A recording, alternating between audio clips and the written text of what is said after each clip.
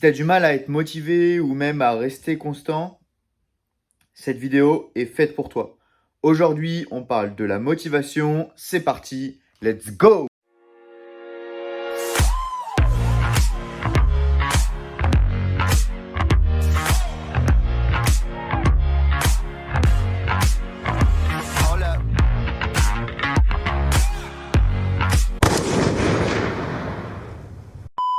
La première étape pour rester motivé, ça va être de se fixer des objectifs.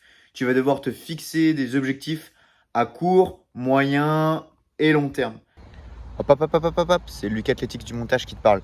Avant de continuer la vidéo, n'oublie pas de liker et de t'abonner pour me soutenir. Allez, je te laisse avec la suite. Ciao! Pourquoi à court terme? À court terme, ça va te permettre de rester motivé au quotidien et d'avoir des victoires régulières qui vont te permettre de réenclencher cette motivation. À moyen terme, de voir ton travail qui commence à évoluer et qui commence à aboutir et qui va te remotiver régulièrement.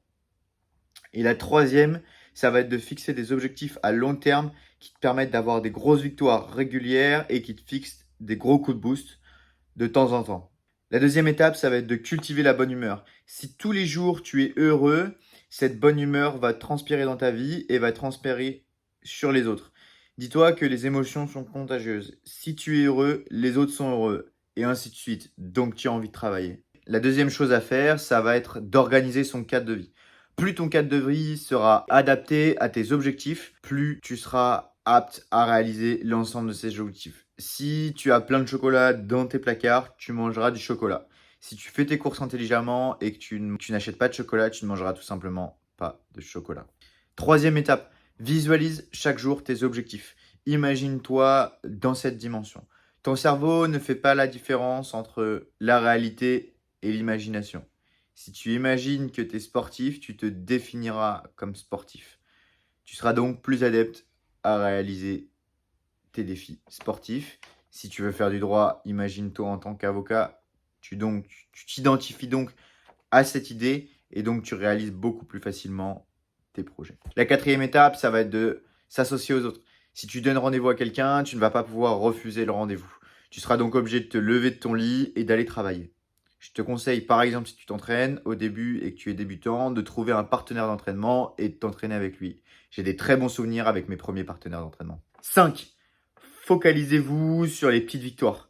Focalisez-vous sur les petites victoires de la journée. C'est ce qui va vous rendre heureux.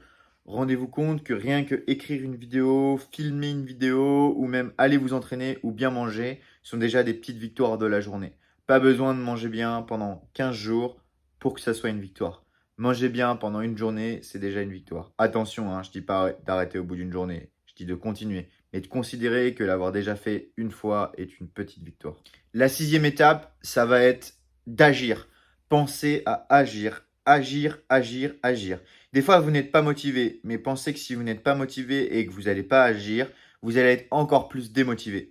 Alors que des fois, quand vous êtes dans une tâche et que vous commencez à la réaliser, elle devient tout de suite plus facile. Le tout, c'était justement de se lancer. Donc là, derrière ta vidéo, si tu n'as pas envie de manger correctement ou si même tu n'as pas envie de t'entraîner, lève-toi de ta chaise et va t'entraîner tout de suite. Sur ce, les petits potes, j'espère que vous avez kiffé la vidéo. Allez, ciao!